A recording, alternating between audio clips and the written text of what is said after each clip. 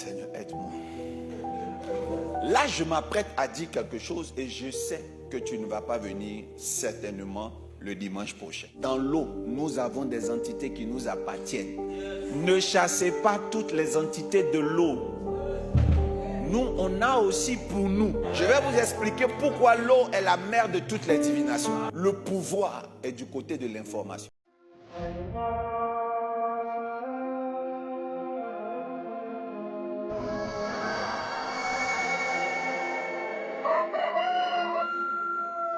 Faites attention, le premier évangile, très christocentrique, est un évangile de préparation. Comment? Et ensuite, il y a un évangile d'adaptation. Et pour finir maintenant, il y a un évangile qu'on appelle l'authentique, qui est hautement mystique.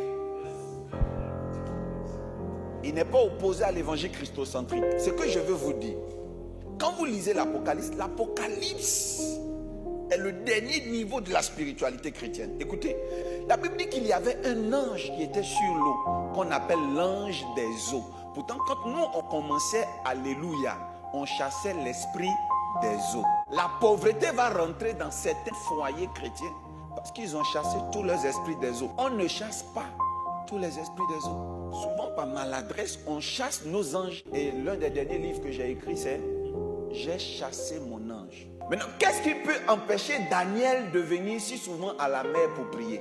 C'est une doctrine que la Bible appelle les forteresses. Et cette mentalité ne peut qu'exister soit par les livres, la théologie, donc par un système étatique. Ta manière d'être exaucé va dépendre de qui t'enseigne. Alors donc certaines doctrines peuvent devenir une opposition, une résistance à ton élévation. Voilà pourquoi la Bible dit ceci. Dans 2 Corinthiens 10, verset 5, au verset 4. Car les armes avec lesquelles nous combattons ne sont pas charnelles, mais elles sont puissantes par la vertu de Dieu pour renverser les forteresses. Donc vous voyez, quand on prie, on dit je renverse toute forteresse de l'ennemi. Et pendant que vous êtes en train de dire ça, vous pensez au fétiche de votre famille. Regardez ce que Dieu appelle la forteresse. Écoutez. Nous renversons les raisonnements et toute hauteur qui se lève contre quoi? La connaissance de Dieu. Ce n'est pas contre tes finances d'abord. Non. Ce n'est pas contre ta santé. C'est contre la connaissance de Dieu. Daniel était ignorant.